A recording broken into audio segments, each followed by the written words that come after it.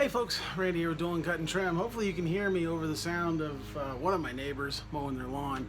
But I wanted to talk to you guys about this, something that I went through here very recently, and wanted to share with you how it went and what I did, and so that maybe someday in the future, hopefully you won't be faced with this, but if you are, you won't be that bad. So, like as many of you know, my wife recently had a baby, and because we're dueling, so why not? There were some complications. Baby's fine, mom's fine, but we were basically in the hospital for a week. And not only in the hospital for a week, but the baby came almost a month early. And so during that time period, when something like that happens, I was really faced with a conundrum because my wife's in the hospital, my new baby's in the hospital, and you want to get out and work, but I had to ask myself, what am I? Who am I, and how should that define how I move forward? And the truth is, I'm a father and a husband first before I'm a lawn care guy or a business owner. And so that meant I was going to the hospital with my wife, and I was staying with my wife. And so what that meant was Dolan Cut and Trim got shut down for an entire week, actually longer than that. I stopped working pretty early in the morning on June 18th, and I didn't go back to work until June 28th. And during that time, I didn't lose a single customer. Every single one of my customers stuck with me, even though I did not service a single property during that time period. And so I wanted to kind of tell you how I did that. Honestly, the biggest thing that you need, well, let me think. So let me back up. So the first thing I had to do is I had to come very clean with my customers. At some point I'll do a video on this, but the way I've structured my business, the way I've set everything up, the way I have systems in place, a lot of my customers and potential leads assume that Dolan Cut and Trim is way bigger than it is. Because of the way the website's structured, because there's a client portal for you to log into, because of the level of professionalism in the onboarding process and the phone system, and just everything comes together and looks like a much larger company than I actually am. So the first thing that I had to do was I had to basically come clean to my customers. I reached out to all of them through the system and was like, look, I've never actually said this, but I know a lot of customers assume this, and I want to clear the air. I am not a large company. Well, I mean, I'm pretty decent size, but it is just me.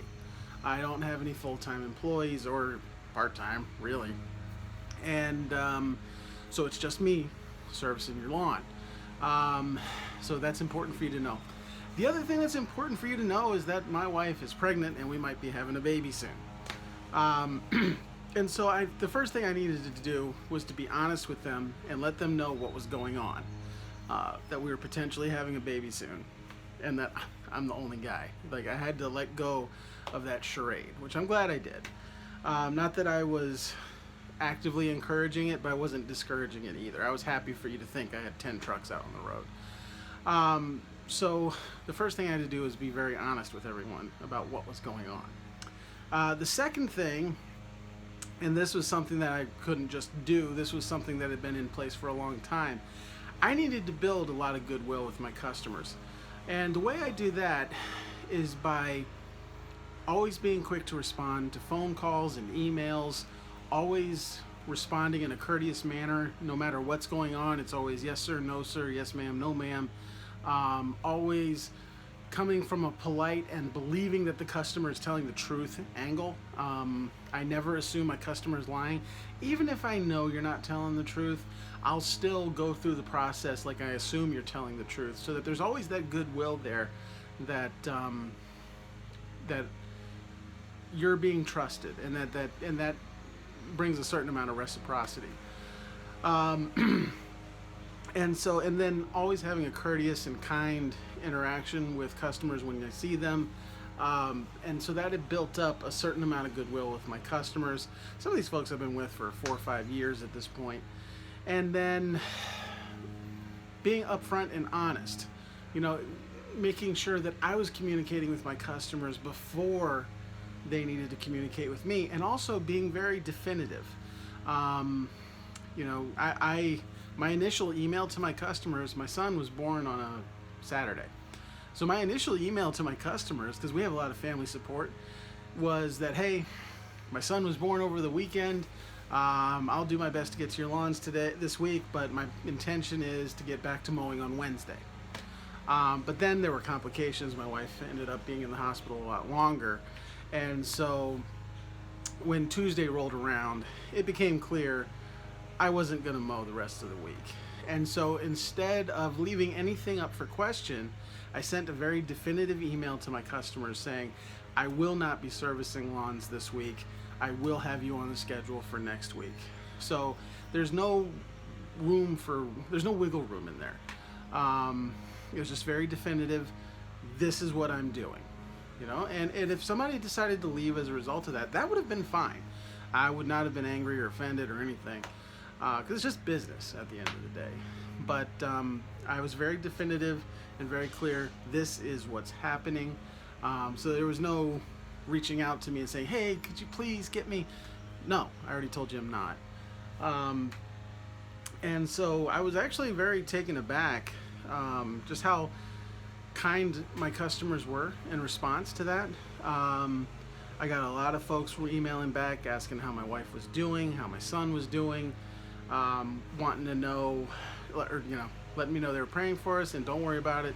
It's just grass. Get to it when you get to it. And that even went for my commercial clients. And so right now, I don't remember exactly. I'm not at 100 customers, or active customers, but it's in that ballpark. And I didn't lose a single one as a result of this. Everyone stuck with me. Definitely want to get their grass cut, but everyone stuck with me. And I really think it's because I communicated beforehand. I made sure that I built up that goodwill over the past few years, and I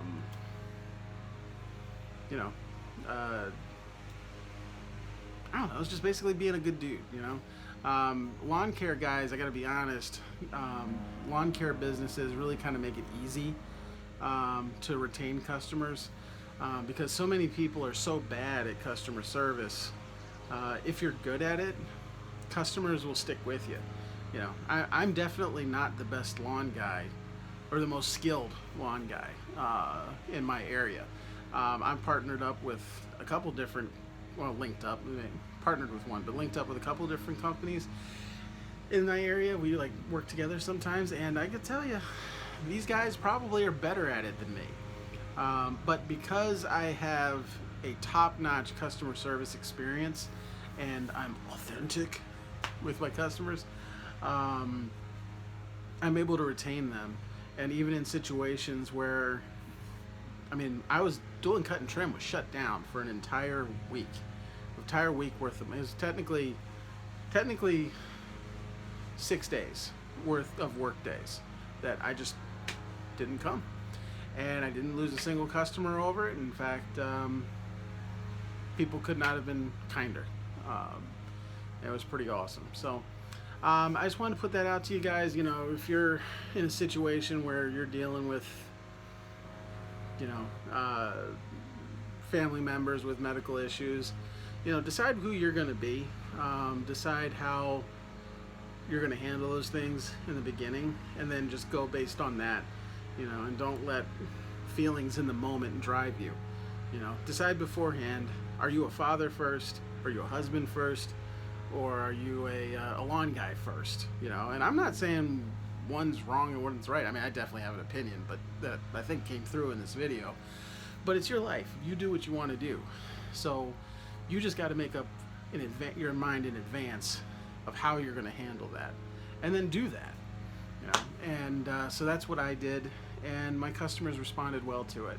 And you know, if somebody had left, that would have been okay. Honestly, on my website, it actually says our values are God, family, nature, in that order. And so I try and make everything I do reflective of that. And so my customers know coming in, it says it on every single email I send them.